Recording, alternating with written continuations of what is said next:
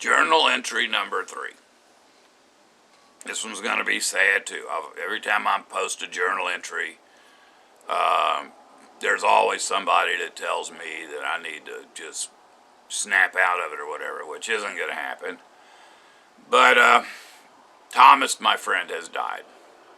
Now, I do have some good news to report.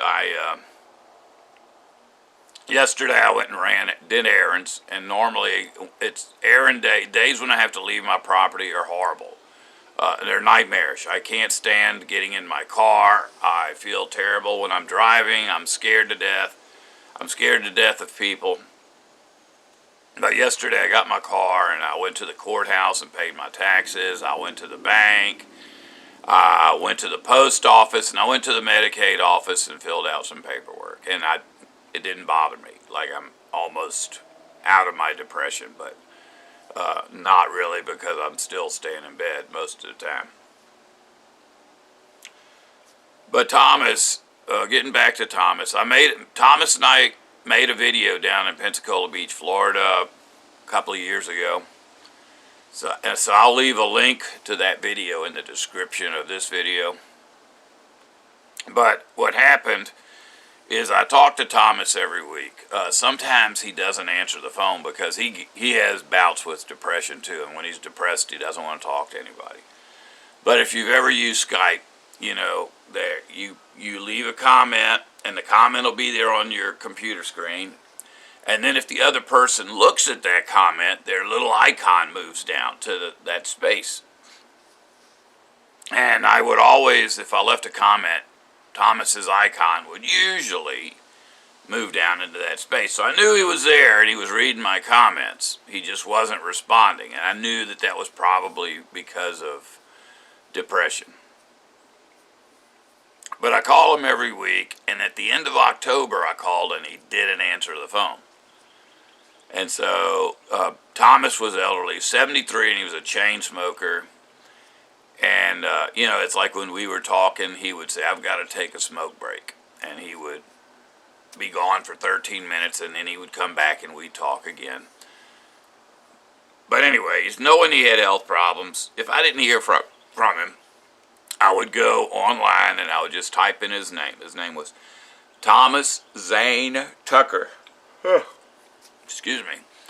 And I remember that because he was telling me his dad loved Zane Grey, so he gave him the middle name of Zane.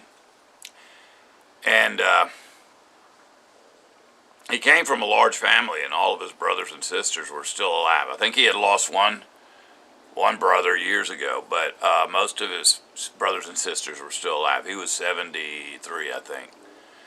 But my dad loved Zane Grey novels, so you know, it was easy for me to remember his middle name because I knew there'd probably a lot of Thomas Tuckers, but not too many Thomas Zane Tuckers. So I checked to see if he was in the obituaries, and he wasn't. And I thought it was like a rule that if you die, your name gets put in the obituary, you know.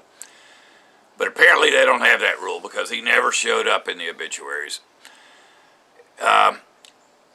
After a month of sending him messages and him not responding and him not even reading the comments, I started worrying. So I picked up the phone and I called him, and the phone had been disconnected. And since I rarely call him on the phone, you know, I didn't know if he had just canceled his phone years earlier or whatever. But it was a little bit like scary. I was worried then that, you know, his phone wouldn't have been disconnected, you know, unless something was seriously wrong. So whenever I was on vacation with him, I had his daughter's phone number in case anything went wrong. And so I had put that on my computer. I've got a file for phone numbers. So I was scared to death of calling him, you know, because during that time, I was going through the same stuff I'm going through now with my mental health. And so every day I would just look at Thomas's Skype page and think about calling his daughter, but I didn't call until the day after Christmas. And sure enough, they sent me a text message back. Thomas died in his sleep on, I think, said November the 15th. So that was a long time that he was dead that I didn't know it. Anyways, I've posted, I mean, I've been making this video for about 2 weeks, like every other day. And I just kept, I just decided that today, no matter what happened, I wasn't going to start crying. I couldn't post a video of me crying because I don't want to just be putting that out there, because I know people, like me, if I see someone crying, I want to cry. I didn't want to make anybody else cry. And so I just, however, I've gotten through it today. So, yeah, I'm going to go post this on YouTube.